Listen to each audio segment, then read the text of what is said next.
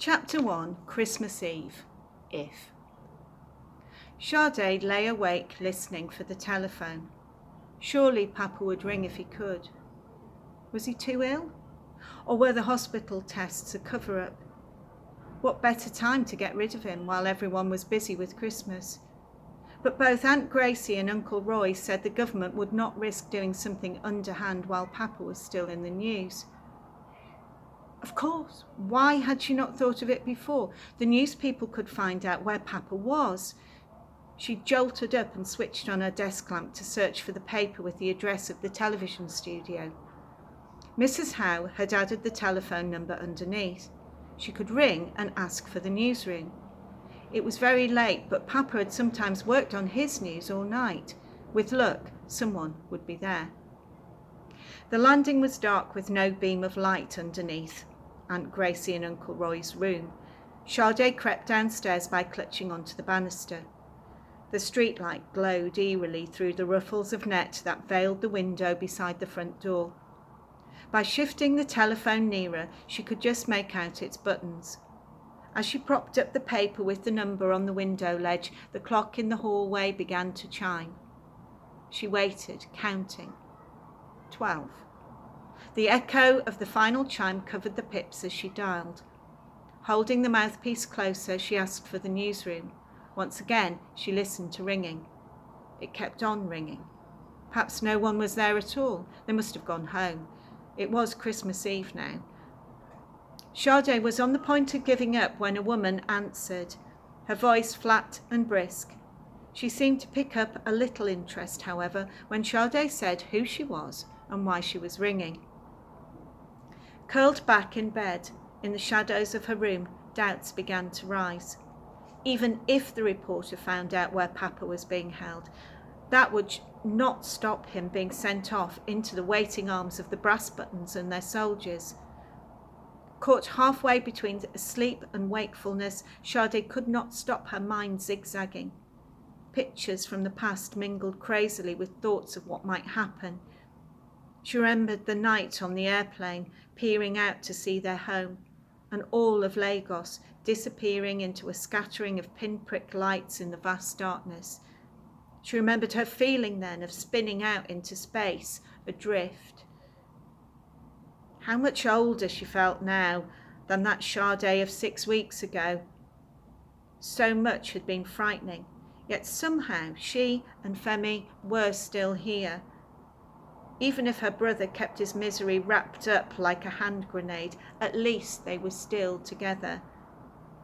All they needed now was for Papa to be well again and to be allowed to stay with them. Was that too much to ask for?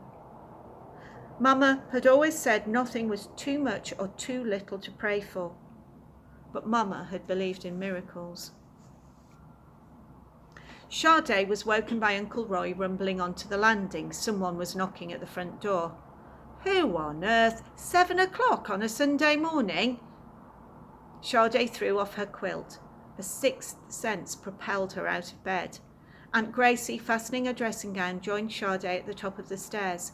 Femi too came shuffling out of his bedroom in time to see Uncle Roy unbolt the door.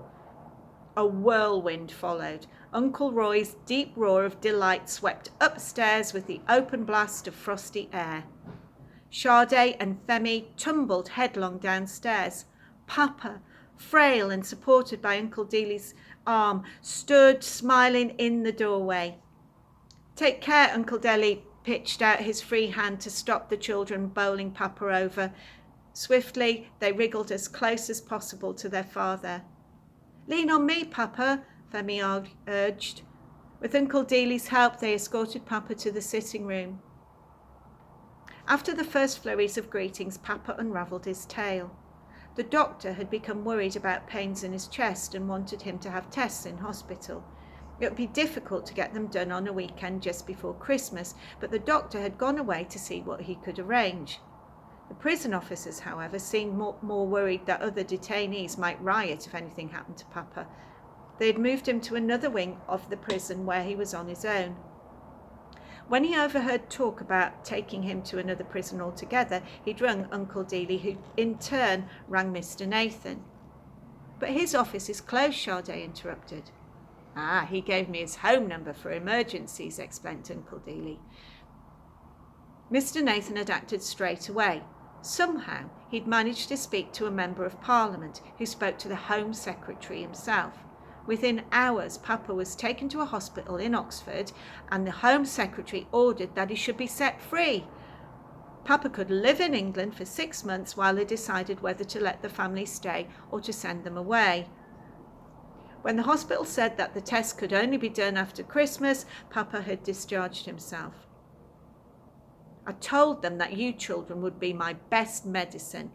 Papa stroked their heads. Your mama always said I was a bad patient, but perhaps she would forgive me this time. He fell quiet. Sade had never seen her father look so tired. She watched him take small sips of tea. Mama had often reminded him to slow down when he gulped his food in a hurry to get back to his work, yet today even sipping seemed to take an effort. Uncle Dealey took up the story of how he had brought Papa back from Oxford to London at midnight. They decided it was too late to disturb the Kings. Sade smiled to herself. She might tell them later about her midnight call to the television newsroom. It's my fault we are so early, Papa apologised. I couldn't wait any longer. Aunt Gracie laughed and shook her head. Good folk get up with the sun, she reassured him. It's we who have become lazy. All these clouds in England, you see, they cover up the sun and we forget. Papa's brief chuckle touched Sade's memory of Papa of old. Uncle Dealey laughed as well, but then turned serious. Do you know, Sade and Femi, that you actually saved your Papa? He gazed earnestly from one to the other. If you hadn't taken his story to those news people, there could have been a very different ending. Sade felt herself blush and Femi's lips wavered into a little grin. Like for poor Mr. Galib, my teacher friend from Somalia. Papa's face and voice became subdued again. We sent him back last week, almost certainly to prison. Such a brave man. Papa broke off, closing his eyes. May God help him, Aunt Gracie murmured, then brought the conversation back to Uncle Dealey's tribute. Roy and I have been wanting to tell you, Mr. Saladja, that we think you have 2 special children. They've gone through such a great deal, you know, and they're bearing up. Very true, and it hasn't been easy. Uncle Roy's words rolled out into silence that caught them all. Papa was first to speak. There are some things I've been wanting to give you children. I brought them with me. He paused. From home.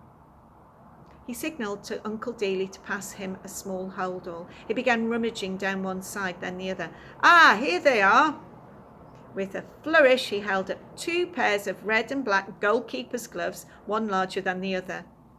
Femi's eyes followed like a cat riveted by butterflies. Papa handed them to him. Femi turned the gloves over to examine them, his eyebrows raised in pleasure. Mama bought them for you and me just before she died, Papa added quietly. In an instant, Femi's face crumpled and distorted in a battle against sobs and tears. He would have dashed from the room, but Papa's arms swooped around him and pulled him onto his lap, pushing aside the bag. Femi buried his head in Papa's chest. Although Sade felt her own eyes pricking slightly, she somehow knew that this time she wasn't going to cry. She seemed to have cried so many tears already in the past few weeks. Today it was Femi's turn. She knelt next to Papa, waiting for her brother's sobs to subside. Auntie Gracie, Uncle Roy and Uncle Dealey slipped quietly out of the room. She and Femi were alone with Papa for the first time since Uncle Tundi had left them together in Papa's study on the day Mama died. That day, they were like 3 survivors clinging to each other, stranded on a tiny raft.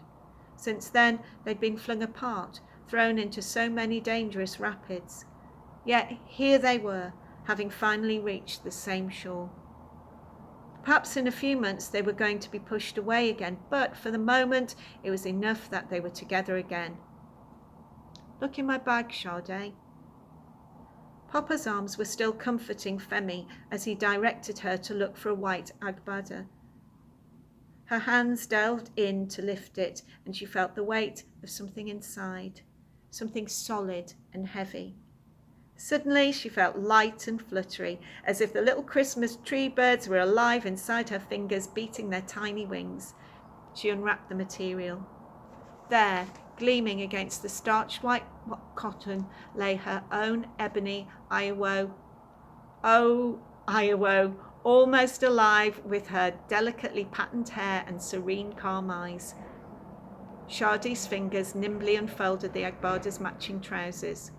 It was indeed Oko, Iowo's own companion, with his narrow, high-boned cheeks and his eyes still so sorrowful. With Oko cupped between her palms, she stretched to plant a swift kiss on Papa's ear.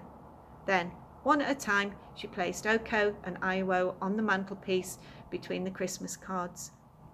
A puffy, flame-red bird perched on the shoulder of a snowman seemed to inspect the newcomers through its beady black eyes. It was as if Papa knew what she was thinking. "We're not going to give up hope," he said. "Those rogues and thieves in our country won't be there forever. One day we shall go home." He spoke in that steady voice that Sade had always found so comforting. She nestled back close to Papa and Femi. Home. She still found it so difficult to say the word itself. She would have to learn. Now that Papa was with them, England might become their new home for a while, if they were allowed to stay. If Papa was to lecture in America, they might make a new home there. If they went to South Africa, wherever they went, they would have to become like tortoises who carry their homes on their backs. She thought of Papa's brave tortoise and hoped that at least they would not have to meet any more leopards.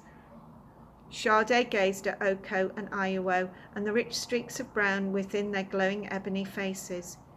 She thought of her desk at home and the forest behind family house from where the wood came. She thought of Grandma who'd lost a daughter and whose children were now thousands of miles away. This Christmas, one whole branch of the family would be missing at family house. Sade suddenly knew what she had to do. Papa and Femi were dozing next to each other, and she eased herself away. Cradling Iowo and Oko in her arms, she made her way carefully upstairs to her desk.